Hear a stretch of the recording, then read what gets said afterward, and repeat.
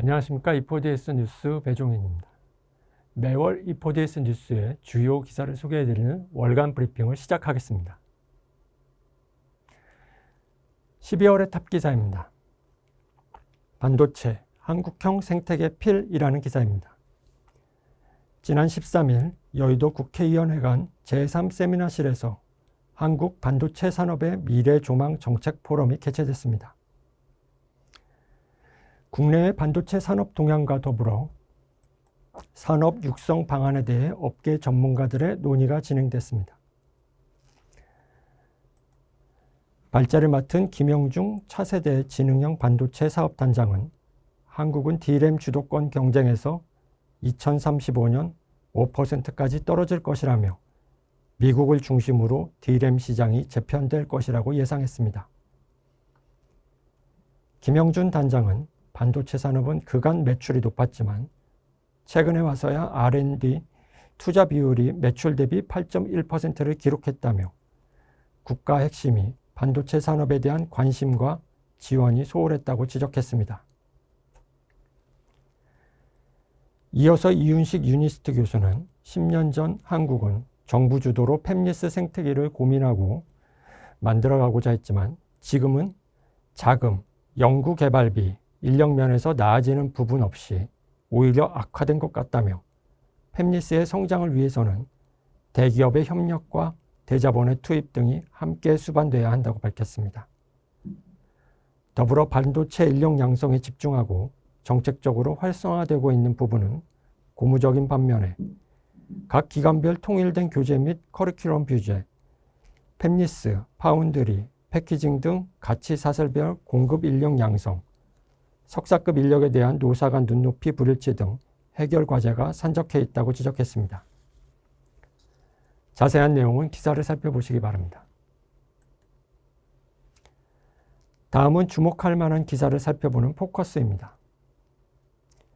VR 시장이 신규 디바이스 출시 예고에 들썩이고 있습니다.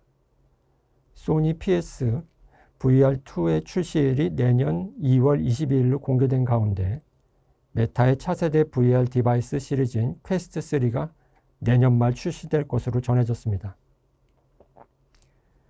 이에 VR 기기가 내년 소비자들의 지갑을 얼마나 열지 관심이 모아지고 있는데요. 트렌드포스는 올해 VR 기기의 전 세계 출하량이 전년 대비 5.3% 감소한 약 858만 대로 추정했지만 다가오는 2023년에는 총 1,035만 대로 반등하며 전년 대비 20.6% 성장할 것으로 예측했습니다. VR 산업은 높은 인플레이션에 의한 소비 심리 위축과 신제품 출시 악화 등으로 미흡한 성장을 보였지만 내년부터는 신제품 출시 소식과 함께 소비 심리 상승으로 인해 소비자들의 지갑을 열 것으로 예상되고 있습니다. 자율주행 업체들이 살아남기 위해서는 향후 5년 이상은 수익 없이 견뎌내야 할 것으로 전망됐습니다. 최근 한국자동차기자협회가 주최한 심포지엄에서 유민상 오토노머스 A2G 상무는 2025년 레벨4 자율차의 법규가 제정된다 하더라도 인증을 받고 판매를 개시해 기업의 수익이 발생하는 시점은 2027년 이후에나 가능할 것으로 보인다며 레벨4 자율주행 자동차의 상용화 시점까지 자율차 업계가 생존할 수 있는 여건 조성이 중요하다고 발표했습니다. 이러한 발표를 뒷받침하듯 최근 아르고 AI가 6년 만에 문을 닫았습니다. 또한 세계 최대의 자율주행 기업 중 하나인 크루즈도 매일 69억 원에 달하는 적자를 기록하는 것으로 나타났습니다. 이렇게 큰 적자를 감수하면서까지 자율주행에 투자하는 이유는 시장의 잠재성이 크기 때문으로 테슬라, GM, 볼보 등 완성차 업체들이 구독 서비스 등을 통해 자율주행의 수익 모델을 개발하고 있습니다.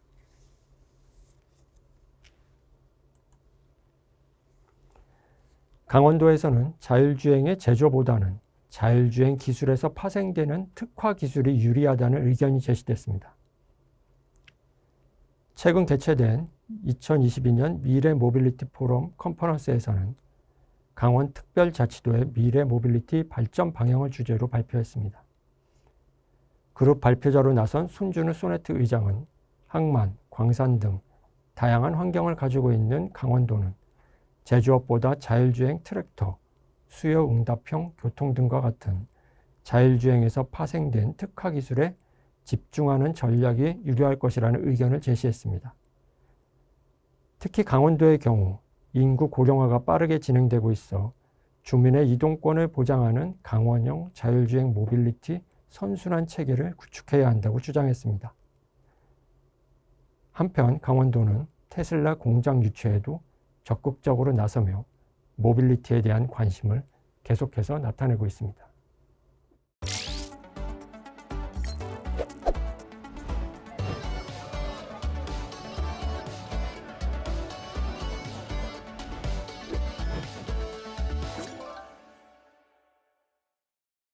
네, 이번 시간은 권신혁의 혁신 포커스입니다. 권 기자, 이번 시간은 어떤 내용을 다뤘나요? 네, 요즘 배터리가 탑재된 제품들이 주변에서 많이 보이고 있습니다. 자동차 시장에서도 전기차로의 패러다임 전환이 일어나며 대용량 배터리를 위한 충전 인프라 구축이 차세대 먹거리로 급부상하고 있는데요.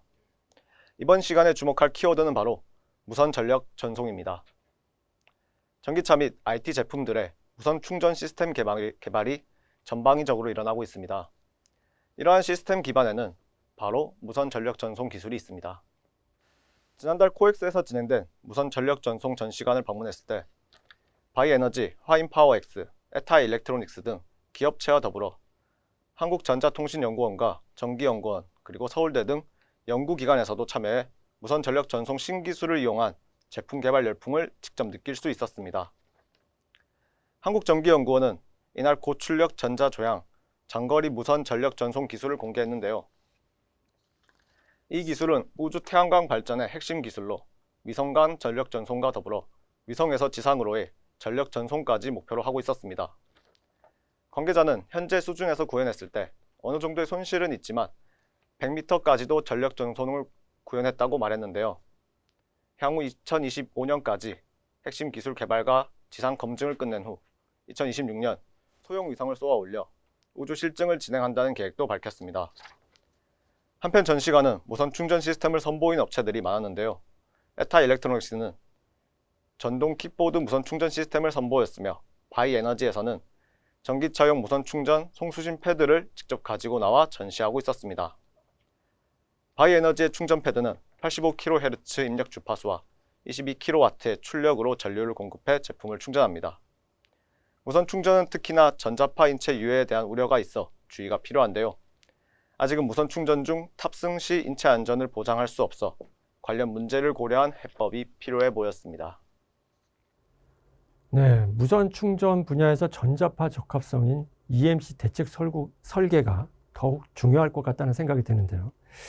이와 관련해 최근 아날로그 데이에서도 무선 전력 전송 기술에 대한 발표가 있었다고요? 네, 저희 E4DS 뉴스에서 주최한 아날로그 데이 컨퍼런스가 지난 9일 한국 컨퍼런스 센터 대강당에서 개최했습니다. 이날 안승영 카이스트 교수가 연사로 나와 무선 전력 전송 기술 전망과 EMC 대책에 대해서 발표했습니다. 이 기술은 모바일과 가전기기, 전기차뿐 아니라 인체 삽입형 의료기기, 우주 태양광 발전 등 다양한 미래 첨단 산업에 적용될 수 있는 차세대 핵심 기술입니다. 안 교수의 발표에 따르면 철도 시스템에서의 무선 전력 전송 적용을 통해 향후 전차선 팬토그래프가 사라질 전망이며 다중 드론 무선 충전 스테이션, 전기버스 무선 충전 시스템 등 관련 인프라가 전방위적으로 일상의 모습을 드러내기 시작할 것이라고 설명했습니다. 이를 위해 선행돼야 할 것이 바로 누설 전자파에 대한 해결인데요. 안승영 교수의 말을 들어보도록 하겠습니다. 어쨌든 간에 이렇게 점점 그 파워가 늘어나고 있는 상황이다 보니까 이제 무선 충전을 할 때 어떻게 이제 이런 전자파 문제가 어떻게 되느냐 이런 것들이 관심이 이제 많게 되는데, 요거는 이제 오래전에 닛산에서 만들었던 광고에서는 이렇게 마치 무선 충전하면 필드가 쫙 가서 뭐 아주 안전할 것처럼 보이지만 실제로는 굉장히 많은 전자기장이 나올 수밖에 없어요. 왜냐면 우리가 이 정도 직진성을 가지려면은 뭐 거의 빛에 가까운 굉장히 높은 주파수를 써야 되는데 실제로 사용하는 거 우리가 수십 킬로헤르츠, 수백 킬로헤르츠입니다. 그러니까 굉장히 저주파죠. 그래서 많은 동네방네에게 전자기장이 밖으로 나올 수밖에 없는 상황이고요. 그래서 이제 뭐 EMC 관점에서는 전자파가 이렇게 뭐 다른 시설에 간섭을 주거나 전자파 내성, 그리고 또 이제 사람이 사용하는 자동차이기 때문에 이제 전자파 인체 영향 이런 것들에 대한 EMC 문제와 EMF 문제를 고려해야 되는 게 이제 큰 이슈고요. 그래서 뭐 다양한 규격들 뭐 자세하게 이제 뭐 설명드리긴 어렵지만 전자파 간섭 EMC 관점에서나 EMF 관점에서는 관리하는 기관도 이렇게 절차도 있고 굉장히 다르게 돼 있습니다. 그래서 이렇게 생명체를 어떤 뭐 동물이나 아니면 금속 물질들이 코일 주변에 있을 때 어떻게 감지하느냐, 이 어떤 뭐 금속 물질이나 어떤 그 유기물들이 있을 때 필드가 변하는 형상을 잘 캐치해 가지고 더 안전하게 하느냐. 그러니까 뭐 지금 같은 경우에는 어떤 기술은 뭐 카메라를 달아서 여기에 뭐가 오면 꺼버리겠다 이런 기술들도 있지만 그렇게 이제 하기에는 조금 더 이제 고도화된 기술들이 많이 개발되고 있고요. 뭐 애틀이라든가 많은 기관에서 하고 있고요. 그리고 또 이제 뭐 몸 안에 들어가는 전자기기를 간섭에 대한 영향이라든가 인체 보호에 관한 많은 기술들이 지금 핫한 그런 주제가 되고 있습니다. 무선 전력 전송은 앞으로 다양한 분야에서 산업계 혁신과 발전을 촉진할 것으로 현재 기대를 모으고 있습니다. 네. 무선 전력 전송 기술이 어떤 시너지를 낼지 저도 참 기대가 됩니다. 아날로그 데이 소식을 좀 더 전해주시죠. 네, 아날로그 데이에서는 EMI, EMC 전문가들이 참여해 노이즈 대책 설계 및 관련 동향에 대해 공유하는 현업 개발자들을 위한 자리였습니다. 행사에서의 주요 장면들을 모아봤습니다. 먼저 한국화학융합시험연구원 성관영 팀장은 EMI, EMC 표준 인증 동향을 발표했습니다. 성 팀장은 발표 중 지하철 스크린 도어에서의 5G EMI 이슈를 언급했는데요. 이 장면 함께 보시도록 하겠습니다. 최근에 지하철에서 5G 서비스를 했어요. 그래서 지하철 타시다 보면 세이프티 문이 이렇게 열리잖아요. 그죠? 또 닫히죠. 누가 닫아주잖아요. 지가 자동으로 닫잖아요. 그래서 사람이 들어왔는지 나갔는지 끼었는지 누가 판단해요? 뭔가 판단하겠지. 그게 센서가 들어있어. 그게 라이다 센서가 들어있어. 근데 얘가 주파수가 5G 주파수가 3.5기가하고 비슷해. 동작 주파수가. 근데 우리는 테스트는 2.7기가까지 했다고? 지금 규정에 의하면. 그럼 둘 다 맞지. 지금 규정이 맞잖아요. 나도 맞고 니도 맞고. 근데 문제는 생겼고 어떻게 해야 돼? 어떻게 해야 돼? 국제 표준해야지. 그래서 우리 코리아 내셔널 커미티에서 제안을 했어. 어떻게 제안했냐면 결론 말씀드릴게요. 5G. 지금은 어떻게 하냐면 80메가부터 뭐 6기가까지 이렇게 스텝으로 때려. 1%씩 스텝. 80메가 한 때렸다가 80에 1%면 8이잖아요. 88 이렇게 때리고. 그 중간에 빈 주파수가 있겠죠. 그렇게 하면 시간도 엄청 걸리고 그다음 빼먹는 주파수가 있다는 거지. 그래서 우리는 제너레이터를 새로 개발해야 되죠. 뭉뚱그려서 이렇게 하고 또 이렇게 하고 이렇게 하겠다는 거죠. 하겠다는 거죠. 그럼 커버 될 거 아니에요. 빠지는 주파수 없겠죠. 대신 이제 계측기를 다시 개발해서 이렇게 적용해야 돼요. 제너레이터를. 네, 다음으로 박현호 수원대 교수가 모바일 디바이스에서 전자파 차폐 발전에 따른 차폐 소재 및 부품 시장의 성장, 그리고 향후 오토모티브 분야에서의 차폐 시장 전망을 밝혔습니다. 이 장면 함께 보시겠습니다. 일단 뭐 우리가 요즘 뭐 메탈 케이스 많이 쓰는데 메탈 케이스가 차폐 측면에서는 효과적이지만 단 한 가지 이제 고려해야 될 게 그러니까 공진이죠. 공진. 특히 공진 주파수에서는 차폐가 오히려 역효과를 내는 경우 이제 차폐 효과가 마이너스가 되는데 그런 걸 잘 회피해서 설계하는 게 필요하고요. 뭐 최근 10년 뭐 20년 가까이는 거의 스마트폰, 모바일 디바이스가 차폐 시장을 이끌었죠, 그죠? 그래서 스마트폰에 보면은 다양한 부품의 차폐 소재들 부품들이 사용됩니다. 근데 뭐 대표적인 카메라 모듈에서부터 뭐 이런 플렉스블 케이블의 차폐, 그다음에 이제 부품들의 차폐 있는 쉴드 캔, 또 거기에 뭐 추가적으로 업서버를 시트를 붙인다거나 또는 이제 뭐 그 우리가 손을 많이 닿는 부분에는 이제 그라운딩을 강화시키기 위해서 이런 메탈 브라켓 같은 거 이런 것들을 많이 사용했죠. 그래서 차폐 부품 시장이 많이 성장했습니다. 앞으로 차폐 시장, 그러니까 과거 한 15년, 20년은 이제 모바일이 그 차폐 부품 시장을 이끌었다면 제 예상은 뭐 많은 전문가들이 또 그렇게 예상하고 있고요. 이제 앞으로 오토모티브 쪽, 자동차 쪽 시장, 뭐 친환경차, 앞으로 자율주행차 이렇게 되면 이제 여러분 아시지만 그 구동계가 전동화되고 그리고 뭐 다양한 부품이 전장화되면 전자부품이 많이 쓰인다는 얘기죠. 쉽게 얘기하면 그러면 노이즈 문제가 생길 수밖에 없죠. 그리고 이 모바일 기기와 차이가 있는 게 근본적 차이가 있는 게 오토모티브는 안전과 관련된 이슈가 중요하기 때문에 훨씬 강한 규제로 노이즈 문제를 다룰 거라고 예상할 수 있죠. 그러면 좀 더 타이트한 노이즈를 컨트롤해야 되는데 결국은 그렇기 위해서는 다양한 차폐 구조물을 쓸 수밖에 없다. 네, 김지성 카이스트 초빙 교수는 스위칭 DC-DC 컨버터 노이즈 대책 설계에 대한 발표를 진행했으며 김홍석 CPS 테크 대표는 전자식 브레이크 시스템 전도성 노이즈에 대해 발표했습니다. 주요 장면 함께 보시겠습니다. 뭐 IGBT 같은 뭐 이런 것들은 전부 다 이렇게 스위칭을 하는 그런 동작을 한다는 거죠. 스위치에서 전류를 흘리고 또는 차단하고 하는. 자, 그래서 온오프의 개념입니다. 그래서 그런 이 스위치가 들어가는 특성 때문에 그런 그 트랜지언트한 노이즈가 상당히 많이 발생한다. 그래서 그 노이즈가 발생하는 메커니즘은 이런 토폴로지에 따라 좀 다를 수 있어요.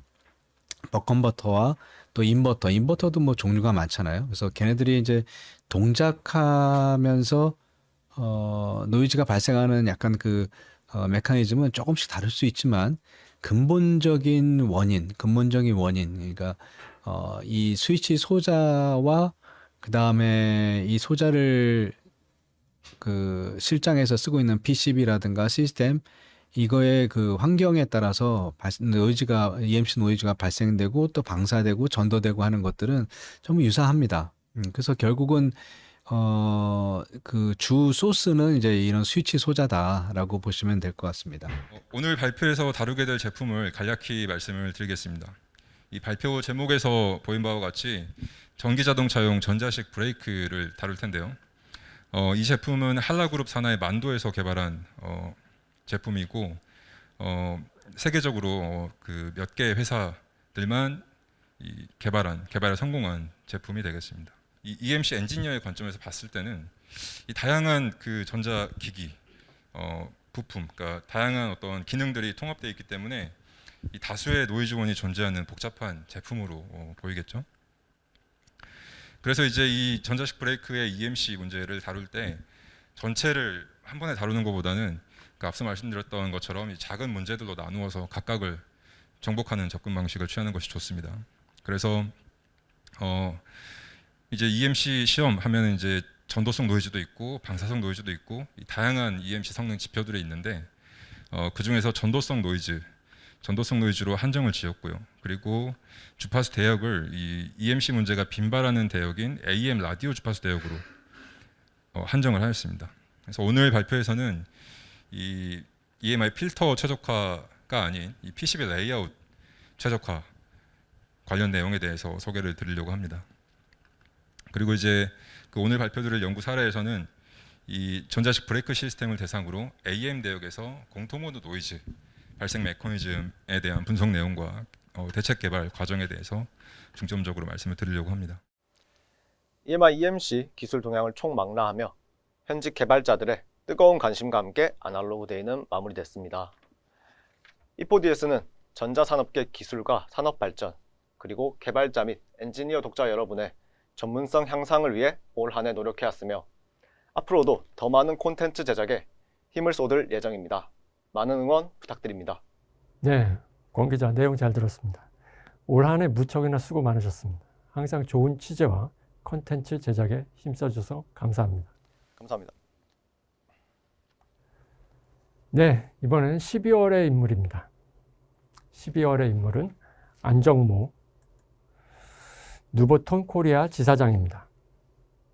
마이크로 컨트롤러 분야에서 세계 매출 7위를 차지하는 누보톤은 일본의 파나소닉까지 인수하며 종합 반도체 회사로서의 성장 동력까지 마련해 동아시아에서의 지배력을 강화하고 있습니다.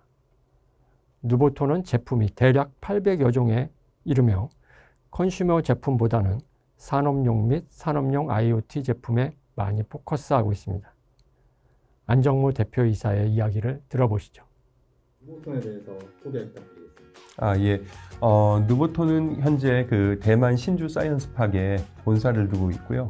그다음에 전 세계 한 4천여 명 이상의 임직원이 근무를 하고 있습니다. 그리고 전 세계 그 각 국가별로 그 저희 그 세일즈 오피스 및 그 연구소를 두고 있고요. 2020년 9월 달에 그 일본의 파나소닉 반도체 부문을 인수를 완료를 했습니다. 그래서 현재 이제 전 세계 전체 임직원 수가 4천여 명 이상이 되고 있습니다.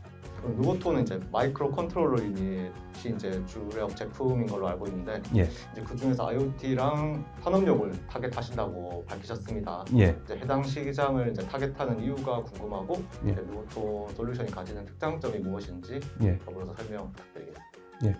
현재 이제 시장 상황을 봤을 때 이제 그 IoT 즉 그 사물 인터넷 쪽 관련해 가지고 이 시장이 굉장히 이제 크게 성장할 걸로 그렇게 예상을 하고 있습니다. 그래서 저희 쪽에 이쪽 시장을 굉장히 지금 포커스를 하고 있고요. 그리고 거기에 맞춰서 저희가 제품도 같이 좀 개발을 하고 있습니다. 그리고 특별히 이제 IoT 중에서도 산업용 IoT 그리고 저희가 그 일반 시장에서도 그 컨슈머보다는 이제 산업용 쪽을 많이 포커스를 하고 있는 이유가 그 시장의 성장성뿐만 아니라 안정성 이런 부분에 굉장히 저희가 이제 그 포커스를 하고 있기 때문에 이쪽 시장에 좀 더 주력을 하고 있습니다. 지사장님이 보시기에 이제 가격이나 성능, 지원 서비스 등 여러 이유 가운데 이제 소비자나 혹은 고객사가 단연 손꼽는 이제 누보톤의 선택 이유는 무엇이라고 판단하시나요? 현재 그 누보톤 제품이 대략 한 800여 종 이상의 그 MCU군이 있습니다. 제품군이 있는데 그 커스터머들이 그 제품을 개발하는 데 있어서 저희 제품에 대한 그 선택지가 많다라고 또 볼 수가 있겠고요. 뿐만 아니라 저희가 그 기술 지원뿐만 아니라 다양한 그 지원들이 굉장히 이제 한국에서 잘 돼가고 있습니다. 앞으로 더 발전을 해야 되겠지만 그런 부분이 이제 저희의 강점으로 좀 볼 수 있다라고 저는 보고 있습니다. MCU 솔루션에서 이제 보안을 상당히 강조하시는 말씀을 들었습니다. 이제 MCU에서 보안이 강조되는 이유와 누보톤 시큐리티의 특장점에 대해서 말씀 부탁드립니다. 아까 말씀드렸듯이 그 IoT 시장, 특히 이제 산업용 IoT 쪽 저희가 굉장히 그 포커스를 하고 있는데요. 이 IoT 쪽은 주로 이제 보안이 굉장히 좀 취약한 부분으로 현재 나타나고 있고, 그다음에 이 부분을 굉장히 저희가 좀 그 포커스를 해야 될 부분이라고 생각을 하고 있습니다. 그래서 저희 제품 중에서 일부 그 보안에 그 집중한 그런 제품들이 있습니다. 특히 이 IoT 시장을 대상으로 그렇게 제품을 만들고 있고요. 그다음에 요 그 제품의 보안에 대해서는 제품의 그 단순히 그 제품 그 자체뿐만 아니라 IoT는 이제 여러 그 제품들이 같이 하나의 네트워크로 묶여 있기 때문에 그 네트워크 간의 그 보안까지도 같이 좀 신경을 써줘야 됩니다. 그래서 저희가 이런 종합적인 솔루션을 같이 좀 제공을 하려고 하고 있습니다. 누보톤의 이제 성장 전망에 대해서 예. 말씀 부탁드리겠습니다. 저희가 그 앞서 말씀드렸던 그 보안 시장 그리고 일반적인 산업용 쪽 관련해서 굉장히 이제 집중을 해 나가면서 이 시장에서 이제 새로운 그 기술과 새로운 제품들이 나오고 있습니다. 거기에 맞춰서 저희도 같이 어떤 그 성장 전략을 만들어 나가려고 하고 있습니다. E4DS 독자 여러분께 말씀 부탁드리겠습니다. 예, 누보톤은 그 숨은 강자입니다. 그 MCU 쪽에서는 많이 알려져 있다라고는 하지만 아직까지 모르시는 분들이 많이 계시는 것 같고요. 그 다음에 역시 그 MCU 부분에 그 강한 이점이 있는 것뿐만 아니라 저희가 그 파나소닉 반도체 부분을 인수를 하면서 새로운 그 종합 반도체 회사로서 거듭나고 있습니다. 그래서 다양한 솔루션으로 저희 제품들, 좋은 제품들을 소개를 해드릴 예정이기 때문에 저희 제품 많은 관심 좀 가져주시면 감사하겠습니다. 네, 누보톤의 건승을 기원합니다.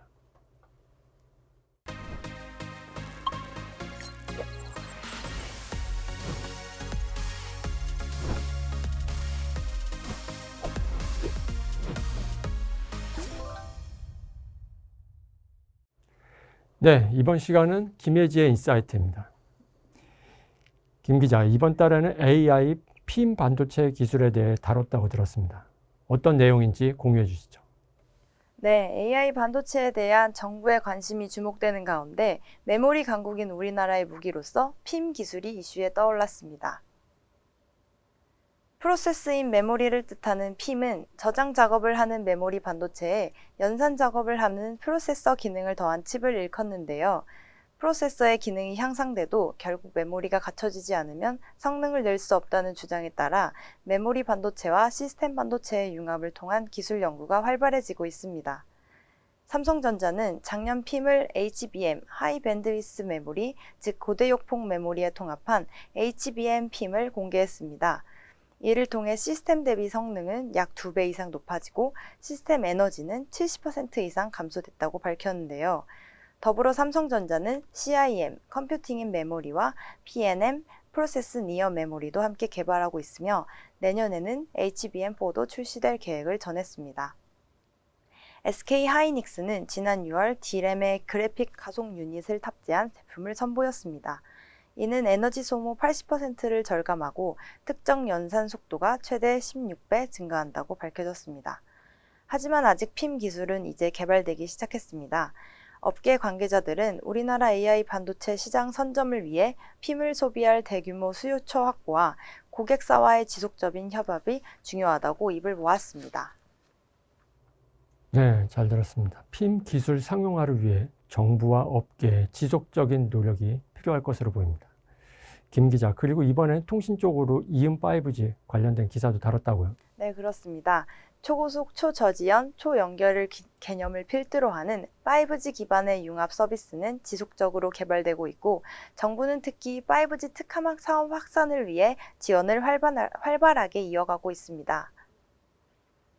5G 대역에는 Sub-6와 밀리미터 파인 28GHz가 있는데 이 중 28GHz는 강한 직진성과 넓은 대역폭, 짧은 전파거리의 특성을 가져 4G 성능의 몇십 배 향상을 달성할 수 있는 대역입니다. 하지만 국내 전국망에서는 구축 및 운용 등 비율을 이유로 실제 적용되지 못하고 있는 실정입니다. 이를 극복하기 위해 정부는 28GHz를 기반으로 하는 특화망을 일반 사업자에게 활용할 수 있는 이음 5G 사업을 시작한 것인데요. 배송 로봇, 변전소, 테마파크, 스마트 팩토리 등 다양한 공공 및 민간 분야에서의 적용이 시행되고 있습니다. 어제까지 주파수 공급으로 이음 5G 주파수 지정이 9개 기관으로 늘어나며 총 18개 기관이 26교소에서 이음 5G 주파수 할당 지정을 밟고 있습니다. 하지만 장비 구축 등 비용 문제로 이는 기관과 몇몇 대기업 위주로만 진행되고 있다는 한계가 존재하는데요. 정부는 중소, 중견기업 또한 신규 사업자로 나설 수 있도록 5G 특화망 융합 서비스 수요처를 확대할 수 있는 실질적인 정책을 지속 마련해야 할 것으로 보입니다. 네, 이번 기사도 잘 들었습니다. 5G 그리고 앞으로 다가올 6G 상용화를 위해 5G 특화망 융합 서비스 시장의 주도권을 잡는 것이 중요할 것으로 보여집니다. 김 기자 수고했습니다. 이번 시간은 기술 인터뷰 시간입니다. 지난 12월 6일에는 SiC 반도체 웨이퍼 생산량 세계 1위 기업인 울프스피드의 이태훈 함정호 부장과 인터뷰를 진행했습니다. 이태훈 함정호 부장은 실리콘에서 실리콘 카바이드로 전환하면 더 높은 효율, 더 빠른 스위칭, 향상된 열 성능, 더 높은 전력 밀도를 제공할 수 있다고 밝혔습니다. 이는 최근 에어컨 및 전기 히트펌프 등 공조장치의 전기화에 많은 도움이 될 것이라고 전했습니다. 특히 캐나다, 독일, 영국 등이 2035년 이후 가스보일러 대신 전기 히트펌프를 사용하는 정책을 추진 중이고 전기자동차에서 비효율적인 저항 가열 방식에서 냉난방용 히트펌프를 활용하는 방식으로 이동하고 있어 향후 공조장치 분야에서 실리콘 카바이드 모스펫 및 다이오드 사용이 증가할 것이라고 언급했습니다. 자세한 내용은 기사를 참고하시기 바랍니다. 이번 순서는 12월의 웨비나입니다. 12월 1일에는 울프스피드의 이태훈 함정호 부장이 울프스피드 SIC의 히트펌프 및 에어컨디셔닝 솔루션을 주제로 웨비나를 진행했습니다. 실리콘 카바이드가 주목받는 이유는 미국과 유럽에서 요구되는 SCOP 등 에너지 효율 표준은 계속해서 기준이 높아지는 가운데 SIC는 시스템 비용 개선 및 전력 사용 비용 면에서 장점을 가지고 있기 때문입니다. 공조장치에서 효율을 높이기 위한 방법과 관련해 함정호 부장은 실리콘 핀 다이오드를 실리콘 카바이드 다이오드로 변경하는 방법, 인버터에서 IGBT를 실리콘 카바이드 모스펫으로 교체하는 방법 등을 제안했습니다. 함정호 부장의 발표를 들어보시죠. 울프스피드의 파워 레이팅별 프로덕트 포트폴리오입니다. 1kW부터 3.6kW, 6.6kW 대역에는 당사의 디스크릿이 주로 커버하게 됩니다. 8kW 이상 11kW 대역의 인버터에는 당사의 디스크릿 제품도 사용되고 있으며 울프팩으로 불리우는 하프 브릿지, 풀 브릿지, 6팩 모듈이 준비되어 있습니다. 이번에 새롭게 출시할 스피드벨 키트를 통해 실리콘 카바이드의 빠른 이밸류에이션이 가능합니다. 런칭 시점은 2023년 1월로 예상하고 있으며 디스크릿 디바이스의 이밸류에이션을 위한 플랫폼 타입의 개발 툴입니다. 하나의 테스트 플랫폼을 사용하여 거의 모든 디스크릿 제품을 서포트할 수 있도록 구성하였습니다. 12월 6일에는 텍트로닉스 권호성 부장이 스코프 간편하게 측정하기 이 시리즈 MSO 오실로스코프 교육을 주제로 웨비나를 진행했습니다. 이 시리즈 MSO는 일반 백팩에도 들어가는 소형 모델로 기존의 미드레인지 스코프와 동일한 UI를 가지고 있어 사용법이 동일합니다. 또한 베사 마운트를 통해 배터리를 이용해 전원 없이 사용하는 등 다양한 형태로 조작할 수 있습니다. 텍트로닉스의 발표를 들어보시죠. 네, 지금 보시는 오실로스코프는 MSO E 시리즈 오실로스코프인데요. 지금 보시는 것처럼 굉장히 작고 너무 무게도 가볍습니다. 그리고 배터리팩을 장착하면 외부 전원 없이도 편리하게 사용할 수 있기 때문에 휴대용으로 굉장히 편리하게 사용할 수가 있고요. 그리고 엔트리급인데도 불구하고 보시는 것처럼 상위 모델의 UI를 그대로 쓰고 있기 때문에 사용상에서도 굉장히 편리합니다. 네, 지금부터 오실로스코프의 기본 사용 방법에 대해서 알아보겠습니다. 제가 방금 전에 말씀드린 것처럼 오실로스코프는 시간에 따라서 전압의 변화를 보는 계측기입니다. 그래서 스코프 화면에 수평축은 시간, 수직축은 전압을 나타내고 있고요. 그리고 아까 좀 말씀드렸던 것처럼 고성능의 오실로스코프든 그 다음에 엔트리급의 오실로스코프든 다 동일하게 버티컬, 호리존탈, 트리거 이런 구조로 이루어져 있어요. 왜냐하면 스코프는 기본적으로 비슷한 기능을 하기 때문에 그런데요. 먼저 버티컬에 이 스케일 노브를 이렇게 돌려보면 파형을 크게 또는 작게 이렇게 만들 수가 있습니다. 그리고 호리존탈의 이 스케일 노브를 돌려보면 시간축으로 파형을 길게 잡거나 또는 파형을 짧게 잡거나 이렇게 변경을 해줄 수가 있어요.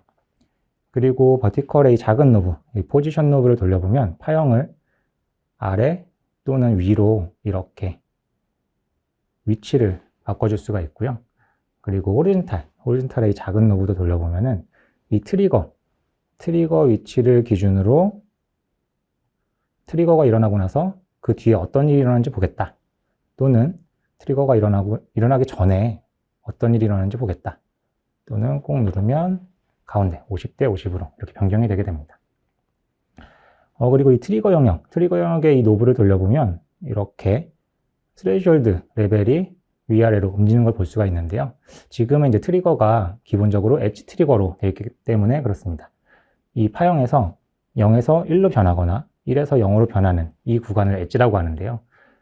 지금은 이제 상승 엣지 보시면은 엣지 트리거인데 엣지 트리거 중에서 상승 엣지에 대해서 트리거하겠다 이렇게 설정이 되어 있는 상태고요.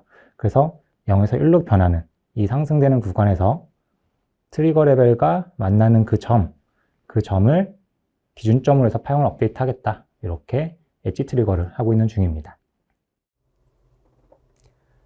12월 13일에는 마이크로칩, 곽상신 수석이 자동차 보안 ADAS 및 IB 시스템용 TA100 VAO를 사용한 CAN FD 시큐어 부팅 및 메시지 인증을 주제로 웨비나를 진행했습니다. 자동차의 보안은 다른 산업 분야와 마찬가지로 그 중요성이 강조되고 있는데요. 기존 자동차의 시스템에서의 보안은 자동차 출입과 관련한 열쇠 분야였다면 이제는 블루투스, 와이파이, 5G, GPS 신호등과 같이 다양한 통신 및 제어 기능에 초점을 맞추고 있습니다. 이렇게 외부 인터페이스를 통해 자동차에 다양한 영향을 줄 수 있기 때문에 자동차 보안은 점점 강화되고 있습니다. 곽상신 수석의 발표를 들어보시죠.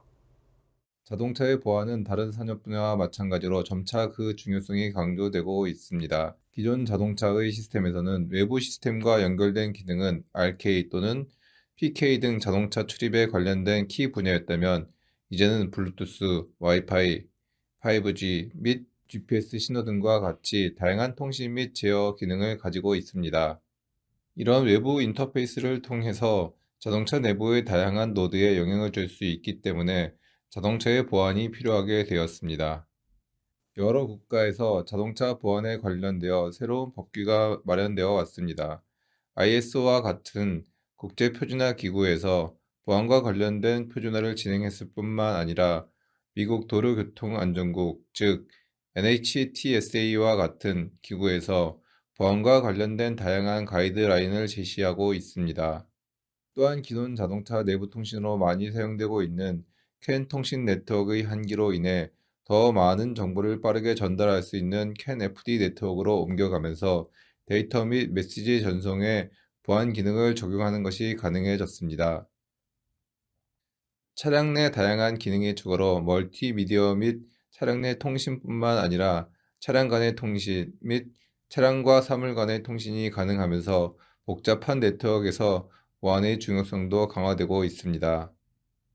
자동차 제조사에서는 다양한 분야의 요구와 안전의 측면에 대비해 자체 보안 사양을 만들고 각 부품 공급사들로 하여금 그 기능을 준수해 줄 것을 요구하고 있습니다.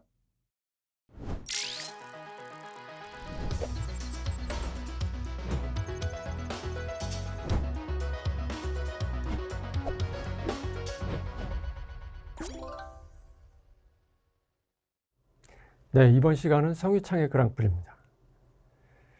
국토교통부가 처음으로 자율주행 자동차 시범 운행지구 운영 성과 평가를 발표했는데요. 어떻습니까? 네, 국토교통부는 지난 16일 2021년 상반기까지 지정된 7개 시범운행지구에 대한 운영 성과 평가 결과를 발표했는데요. 2020년 12월에 시범운행지구로 지정된 서울 상암, 세종, 충북 세종, 대구, 광주, 제주 특별자치도와 2021년 4월에 지정된 성남시 판교 일대가 평가 대상이었습니다. 평가 지표에는 운영계획 달성도, 규제 특례 효과, 교통물류체계 발전 효과, 다음 연도 운영계획 목표 등이 포함됐는데요. 국토교통부 발표에 따르면 7개 지구 평균 점수는 약 64점이었습니다. 제일 높은 평가 점수를 받은 지구부터 살펴보면 상암 79점, 광주 78.8점, 판교 77.4점, 세종 74.7점으로 다소 우수 등급을 기록했고 66.2점을 받은 대구는 보통 54점을 받은 제주도와 21.4점을 받은 충북 세종은 미흡 등급을 받았습니다.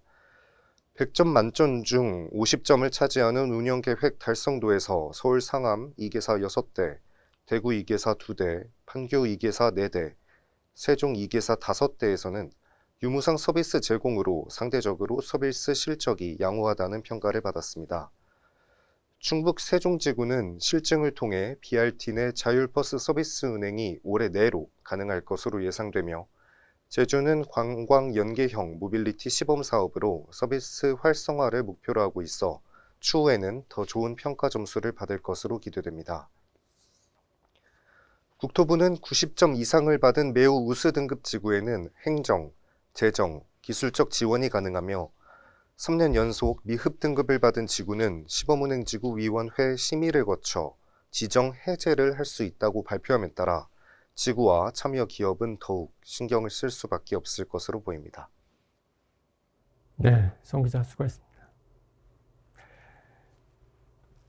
네, 이번 시간은 12월 연말을 맞아 지난 1년간 E4DS 뉴스를 통해 다뤄졌던 기사 중 E4DS 뉴스 편집부와 독자들의 설문조사를 통해 선정한 올해의 기사를 다시 살펴보는 자리를 마련했습니다. 이번 시간은 성유찬 기자와 함께 했습니다. 성 기자, 지난 2022년 E4DS 뉴스에서는 다양한 기사가 게시됐죠. 네, 지난 2022년 E4DS 뉴스는 약 2,000여 건의 기사를 생성했으며 생생한 IT 현장을 중계했습니다.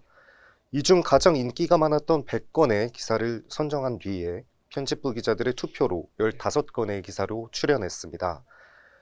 선정된 15건의 기사를 독자들의 설문에 붙여 가장 인상 깊었던 기사를 선정했습니다.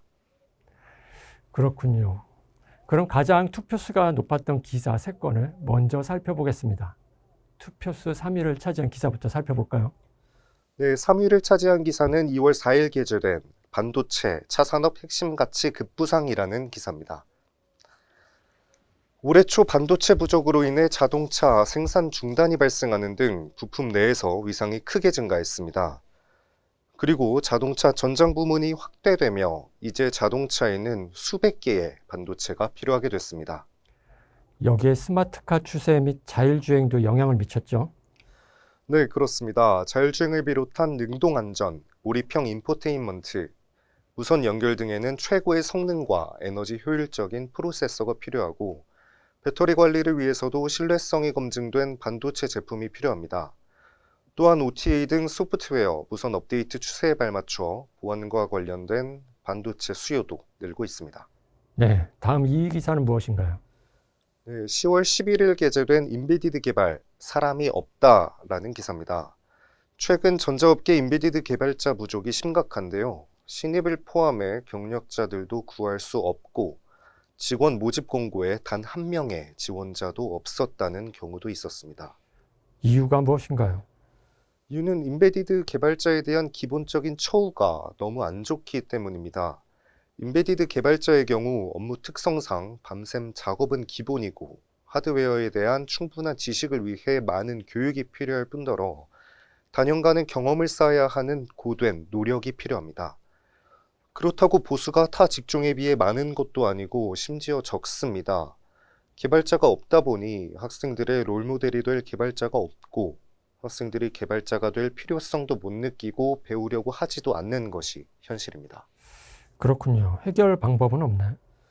우리나라만의 문제가 아니라 전 세계적인 문제이기 때문에 각국에서 여러 방안이 나오고 있는데요. 근본적으로 개발자 처우 개선이 선행되지 않으면 해결할 수 없을 것으로 보입니다. 네. 마지막으로 1위로 선정된 기사는 무엇인가요? 네, 독자 선정 대망의 1위 기사는 4월 19일 게재된 김예지 기자의 AI 반도체 미래 IT 산업 판도 바꾼다라는 기사입니다.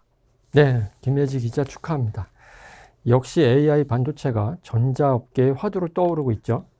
네, AI 반도체는 AI 서비스 구현에 필요한 대규모 연산을 초고속, 저전력으로 실행하는 반도체입니다. AI 반도체 시장 규모는 스마트폰뿐만 아니라 데이터 센터, 자율주행차, 클라우드 등의 분야에서 활용성이 매우 큰데요. 2022년 244억 달러에서 2023년 343억 달러로 급성장할 것으로 전망됩니다. 그렇군요. 그래서 글로벌 빅테크 기업들이 뛰어들고 있는 건가요? 네, 퀄컴, 인텔, 엔비디아, SKT, 구글, 아마존, 애플, 테슬라, 삼성전자, SK하이닉스 등 글로벌 빅테크 기업들이 앞다퉈 기술 개발에 나서고 있는데요.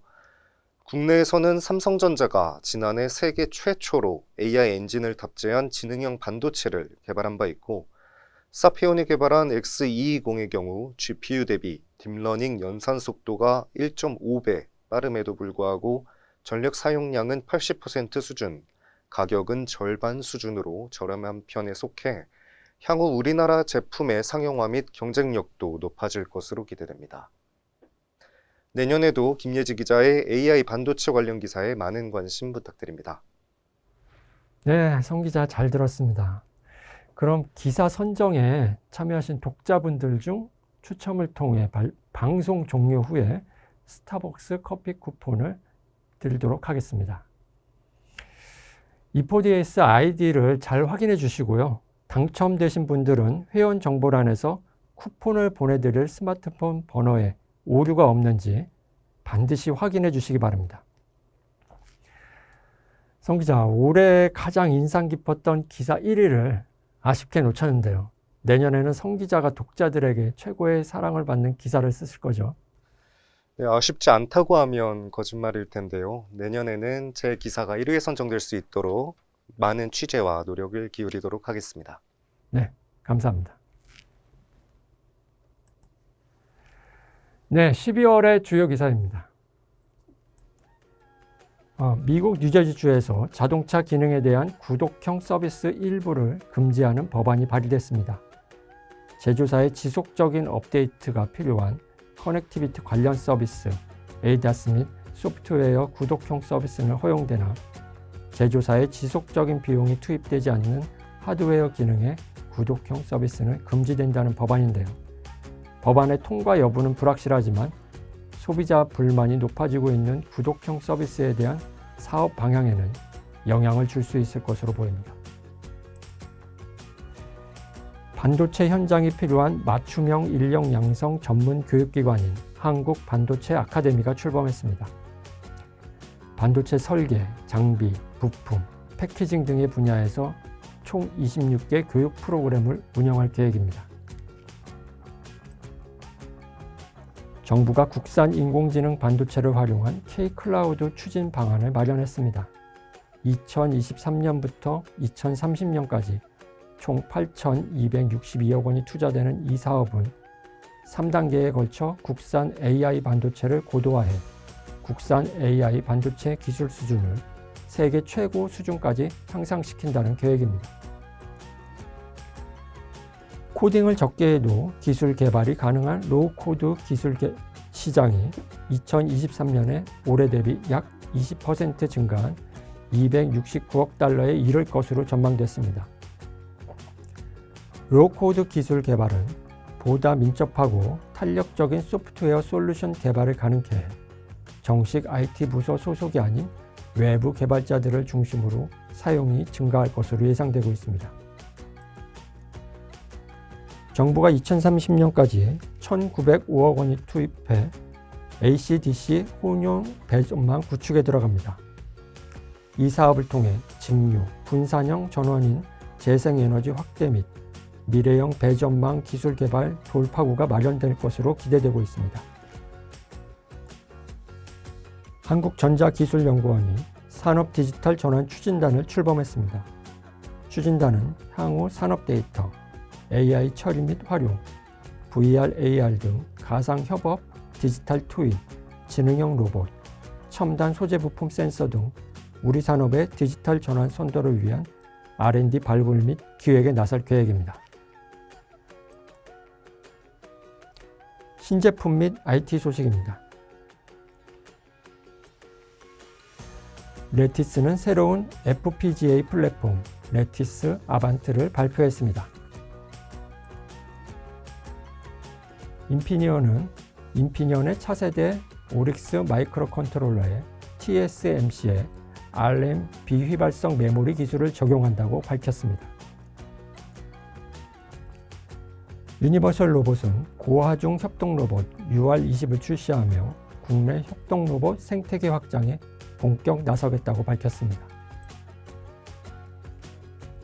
드롭박스는 2023년 한국 시장 전략으로 제조, 건설, 게임, 마케팅 분야에서 랜섬웨어 이슈 대응, 리모트 워크로 인한 이슈 대응, 각 산업군별 워크플로우를 통한 업무 효율성 향상을 목표로 한다고 밝혔습니다.